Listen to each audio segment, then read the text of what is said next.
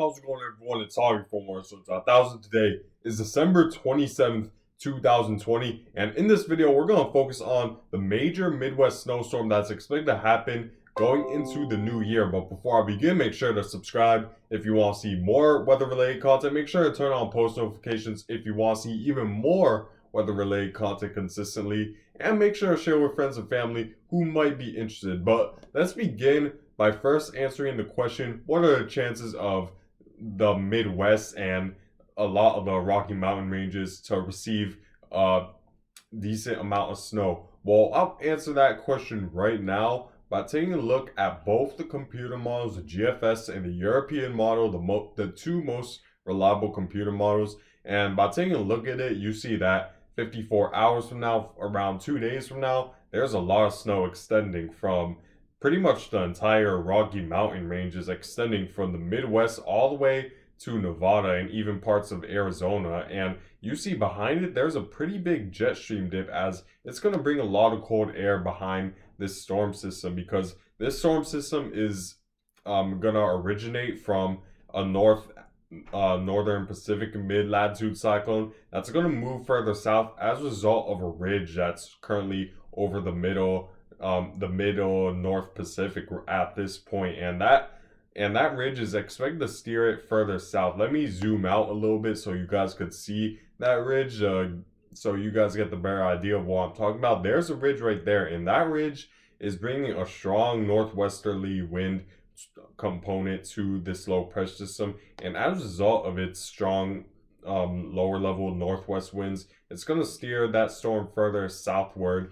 And as a result, since this low pressure system already originated very far north, to where obviously the temperatures are cooler thanks to less shortwave radiation hitting the earth, it's going to bring a lot of that northerly cool Arctic air further south, to where it impacts the Northwest Pacific and brings a pretty strong jet stream dip with it. And it doesn't help either that the pressure gradient between this ridge and this low pressure is going to bring just a strong northwesterly wind to this right behind it, which will bring a lot of that Arctic air further south right behind this storm. And that's going to be the key ingredient that really strengthens it as it heads into the United States, as it shifts further and further eastward. So here's a low pressure system. It's not entirely strong, but it's strong enough to bring a pretty large swath of snow through the United States. And if we continue to move forward, it continues to move eastward, obviously with the jet stream,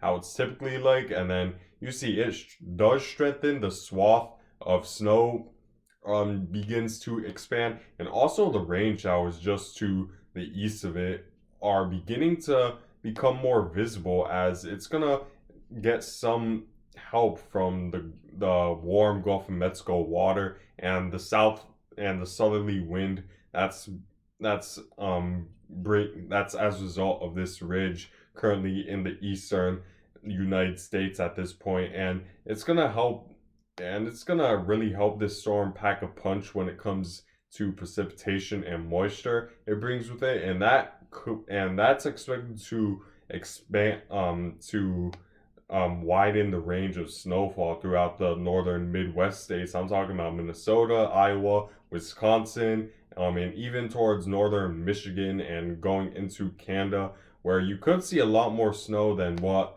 let's say, the Rocky Mountain ranges experiences. While there will be certain parts in the Rocky Mountain ranges that will experience more, potentially the same amount or more snow than what the northern Midwest states will experience, it's going to be in the very high elevations of the Rocky Mountains. It's going to affect very few people as a result of that.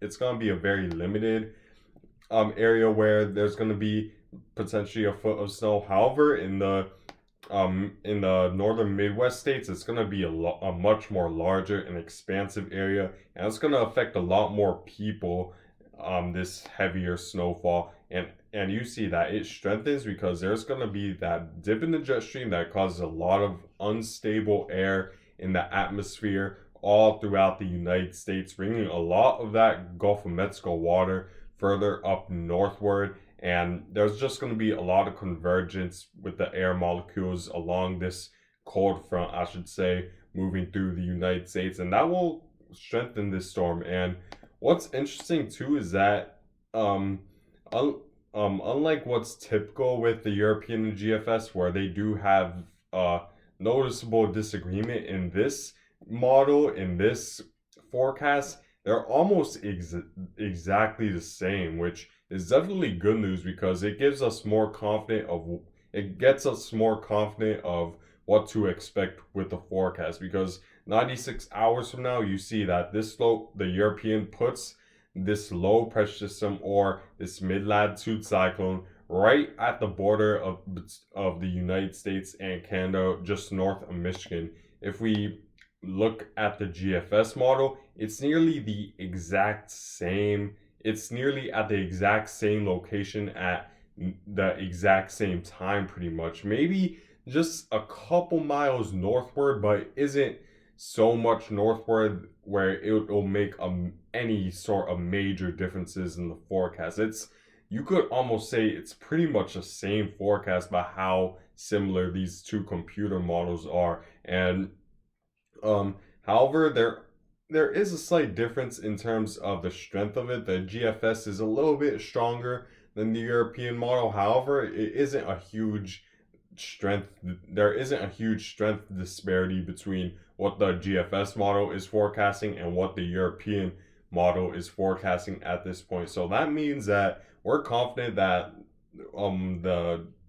this scenario where the low pressure system moves through sort of in this direction towards the northeast will be the correct forecast, and you should expect a forecast very similar to what both the GFS model and the European model are saying at this point, even if it's 4 days out, because when they're both agreeing like that,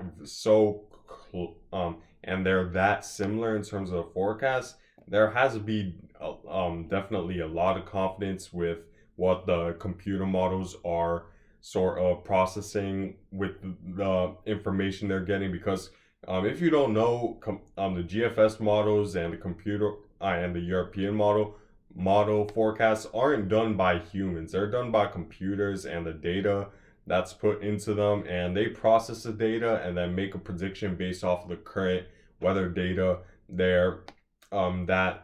we're experiencing right now. So to see that both the GFS model and the European model are correct means that there's definitely a lot of data right now that's giving them confidence that this forecast will be the correct one. There isn't a lot of uncertainty with that, so I'd prepare if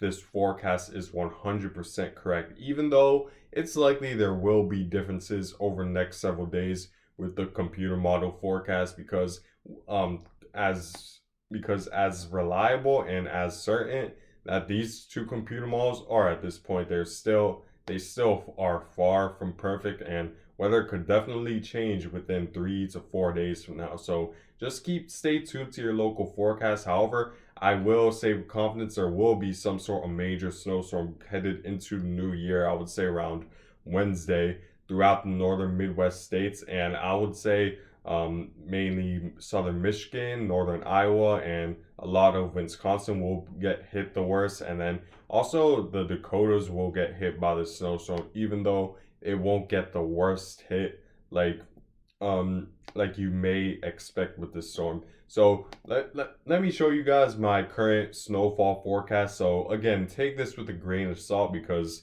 the computer models could still change their forecast over the next several days. Who knows? Maybe there's a little bit more of a pronounced jet stream dip that makes the storm a little bit stronger and takes the track to a more northerly direction. However, at this point, you should expect it more than not with this snowfall forecast, but take it with a grain of salt, because again, any small variations in the forecast can make a big difference in what you experience. But in terms of what I'm forecasting, I'm expecting a broad area of 6 to 12 inches. I would say extending from northern Nebraska to the southern portions of South Dakota.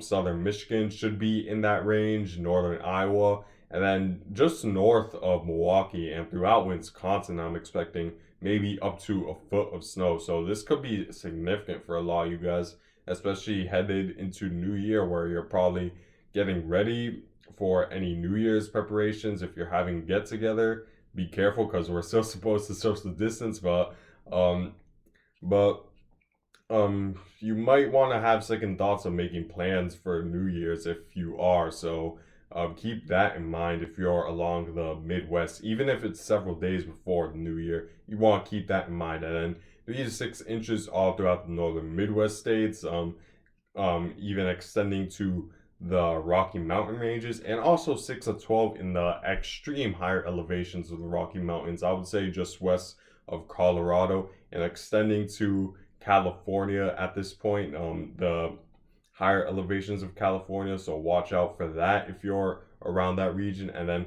I would say a big area of 3 to 6 extending from northern Minnesota to Dakotas and all throughout the Rocky Mountain ranges, as this will be most likely the big.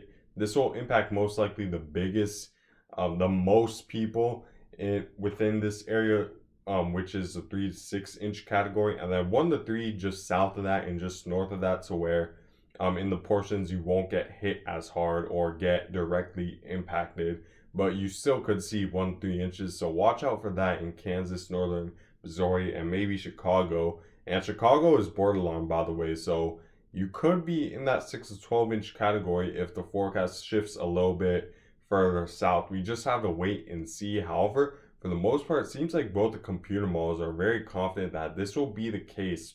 If we take a look at what the GFS model is forecasting in terms of snowfall, assuming that 1 inch of rain equates to 10 inches of snow, take it with a grain of salt again. But if we take a look at what the GFS model is forecasting with this, you see that throughout Iowa is going to get the worst hit with potentially over a foot of snow in Iowa, if assuming that 1 inch of rain equates to 10 inches of snow, which you need to take with a big grain of salt with this forecast, because all snowstorms are different and it's not always the case that 1 inch of rain equates to 10 inches of snow. But however, I would say that this GFS forecast is at least around the ballpark in terms of how much snowfall you'll experience in a certain area. It's not like completely wrong just because it's assuming 1 inch of rain equates to 10 inches of snow. However, do take this with a grain of salt, and I would say lower the GFS's snowfall forecast by maybe an inch or two, and then it'll be more accurate. However, even if you lower it to a more realistic amount, to where you see that still you'll experience over 6 to 8 inches of snow from this in Iowa and extending to Wisconsin. So watch out for that. It's going to be a major snowstorm for a lot of you guys. And in terms of what to expect in the very near future, there will be some snow going into tomorrow, Sunday, December 20th. Well, today pretty much. There will be some snow in the Midwest.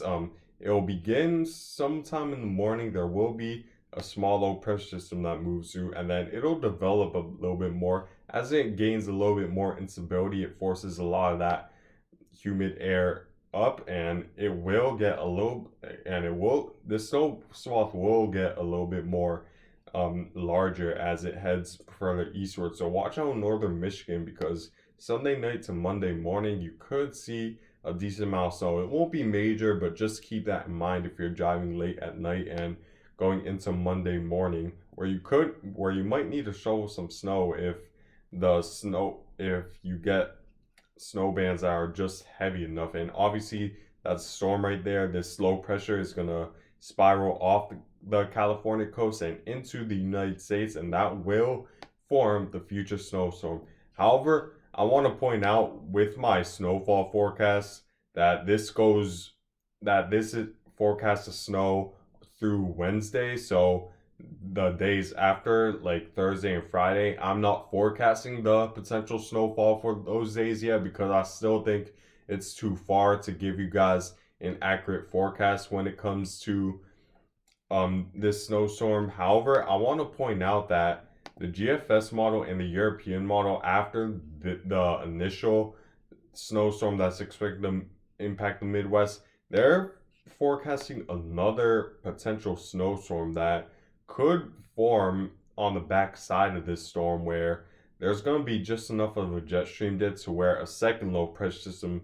right around the Gulf of Mexico will form and move up northward and could change and could bring another pretty big snowfall event, because you see the low pressure is right at the border of Mexico and Texas, going around 3 to 4 days from now, um, right behind the main snowstorm that I'm talking about through the Midwest, and then extending to beyond 4 days. You see that low pressure gets a little bit more energy. It gets a little bit more convection within its center of circulation, and then you see that going forward, there's a lot more thunderstorm activity, and then it sort of transitions itself into a mid-latitude cyclone, because you see that bow echo in the front of the storm, and then you see the moisture wrapping around towards the northwestern portion, and then we begin to see this a lot of that rain change over to snow, because there's still going to be that ridge bringing northerly winds to this, and that's going to bring a lot of that Arctic air further south, and not only will that fuel the storm with unstable air that'll create a lot of thunderstorm activity and snow band activity, it'll also change a lot of that rain and thunder showers into snow, which could bring another big snowstorm event all throughout the Midwest and even extending to the Northeast. So again, take this with a grain of salt. We still need to watch what happens over the next several days, because while the GFS is more lenient on taking a snowstorm to the Northeast, the European isn't as lenient as doing that, because the European is expecting more of a pronounced jet stream dip, which would mean that this second snowstorm will move more in a straight northerly direction rather than a northeasterly direction, like the GFS model is leaning towards, because you see that around 144 hours from now, 6 days from now, it's at Michigan. But if you compare that to the GFS model, you're going to see that there's definitely a difference in terms of the trajectory of these two, as the GFS model is well further south and further to the east than what the European model is saying, and that's thanks to a less pronounced jet stream dip, which means that that the jet stream, that the lower level and the upper level winds are facing more of a westerly to easterly direction rather than a south to northerly direction like the European model is saying. So we still have to wait and see, because there's still a lot of days really pinpoint and iron out the forecast. However, I will say that definitely a lot of the eastern half of the United States needs to be watching over the next several days, because there could be a chance that a large group of people experience a snowstorm through the eastern half. But yeah, I guess that's it for this video. I thank you guys for watching. Make sure to subscribe. If you want to see more content, make sure to like if you like this video, and I hope you guys have a good night and a good day.